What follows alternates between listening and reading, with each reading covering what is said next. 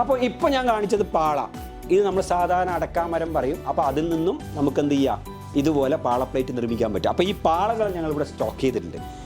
Okay, ഇത് ആർക്കെങ്കിലും ഇതുപോലെ പാള വലിയ ഫാമേഴ്സോ അല്ലെങ്കിൽ അടക്കാമരം ഉള്ളവരോ അല്ലെങ്കിൽ ഏക്കർ കണക്കിന് തോട്ടമുള്ളവരോ ഈ പറഞ്ഞ മലപ്പുറം അല്ലെങ്കിൽ അട്ടപ്പാടി പല ദേശങ്ങളിലെ ആളുകൾക്കും ഇത് വിൽപ്പന എങ്ങനെ നടത്തുന്ന അറിയില്ല. പക്ഷേ ഞങ്ങൾ എന്ത് ചെയ്യും, ഇത് ബൈ ബാക്ക് ചെയ്യുന്നുണ്ട്. ആർക്കെങ്കിലും ഈ പാള ഞങ്ങളെ സപ്ലൈ ചെയ്യാം.